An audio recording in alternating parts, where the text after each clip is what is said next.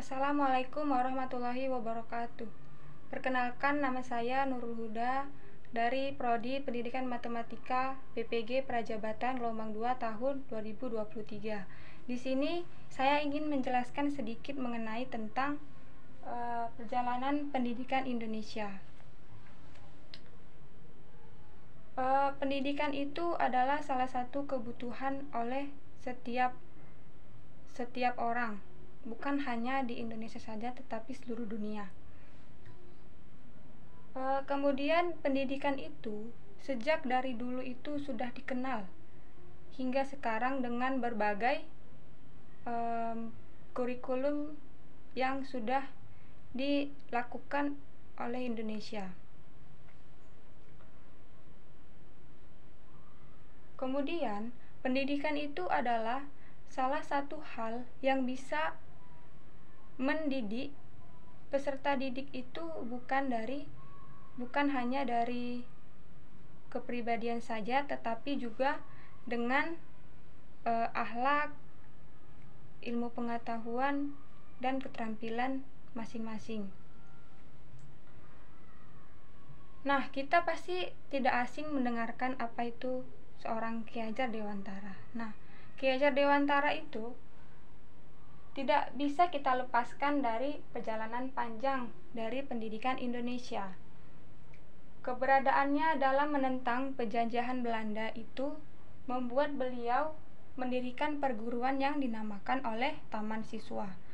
Nah, dengan didirikannya perguruan Taman Siswa ini, beliau atau Ki Hajar Dewantara itu berharap untuk kita, bangsa Indonesia, terutama anak-anak dan pemuda-pemuda Indonesia itu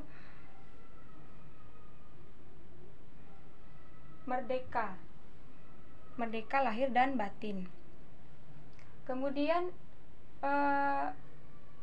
semboyan yang terkenal itu adalah Tut Wuri Handayani, di mana Tut Wuri Handayani itu adalah seseorang harus memberikan dorongan terhadap peserta didiknya. Kemudian itu adalah disebut dengan Ing Ngarso Sung Tulodo, yang artinya menjadi seorang pemimpin itu harus bisa menjadi suri tauladan. Nah, kemudian itu ada yang dinamakan Ing Madio Bangun Karso, artinya seseorang di tengah kesibukannya itu harus bisa memberikan semangat. Nah, jadi sebagai seorang guru itu harus bisa memberikan motivasi, memberikan semangat dan dorongan kepada peserta didiknya. Kemudian, ketiga semboyan itu apabila kita lakukan sebagai guru, kita lakukan dengan baik, itu akan melahirkan peserta didik yang baik. Karena dengan tiga semboyan itu adalah tiang tombak untuk menjalankan roda pendidikan di Indonesia. Kemudian Ki Hajar Dewantara juga mengungkapkan dalam pidatonya bahwa kita lihat di zaman sekarang ini masih dipakainya daftar-daftar pelajaran yang tidak cukup materi semangat mencari ilmu pengetahuan sendiri, karena tiap hari, tiap triwulan, tiap tahun itu peserta didik itu terancam oleh sistem penilaian. Kemudian anak-anak dan pemuda-pemuda Indonesia itu sukar belajar dengan tentram karena dikejar-kejar oleh ujian yang penilaiannya itu termasuk dibilang sulit. Seharusnya hal inilah yang saya harapkan untuk pemerintah itu bisa memberikan hal yang lebih baik lagi kepada peserta didik atau siswa di Indonesia ini. Kemudian seorang guru itu harus mampu membangkitkan semangat dan gairah siswa demi mewujudkan cita-citanya. Seorang guru harus bisa memberikan motivasi yang positif kepada peserta didiknya sesuai dengan minat dan kebutuhan peserta didik. Kemudian penjelasan Ki Hajar Dewantara memandang siswa atau peserta didik adalah manusia yang memiliki kodratnya sendiri dan juga kebebasan dalam menentukan hidupnya. Sebagai contoh, saya dulu pernah menjadi seorang guru mapel di salah satu SMP swasta. Kemudian saya dipercaya untuk menjadi seorang wali kelas. Saya itu menjadi wali kelas 8.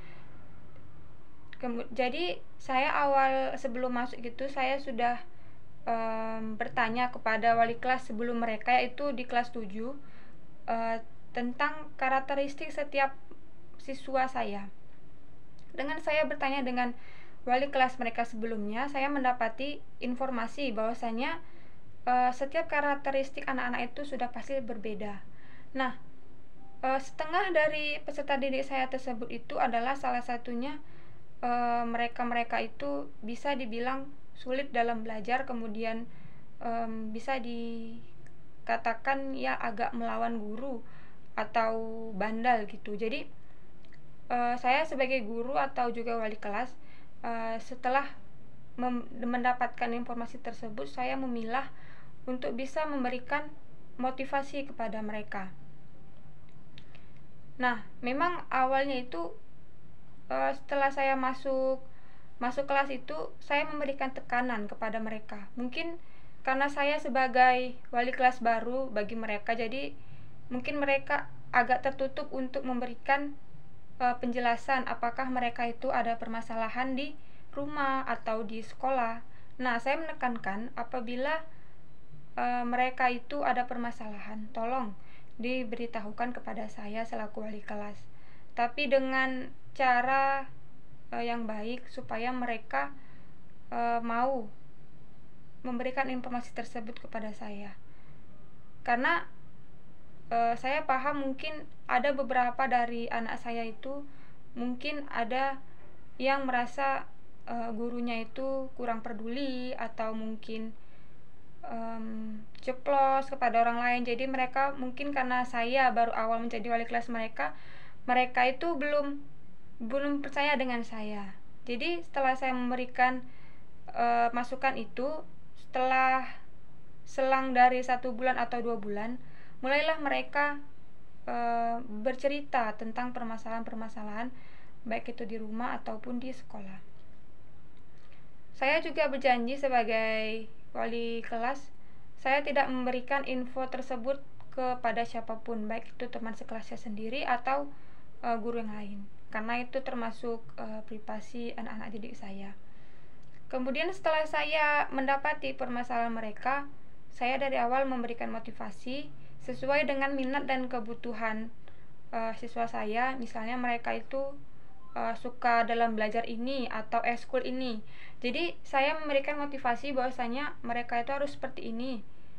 Nah, setelah memberikan motivasi tersebut, tetapi dengan catatan saya memberikan motivasi itu tidak di dalam sekolah, karena di dalam sekolah menurut saya itu pasti teman-temannya itu akan berpikir, oh si ini kenapa kok dipanggil ibu guru, apakah ada masalah atau apa. Nah, jadi saya menghindari itu.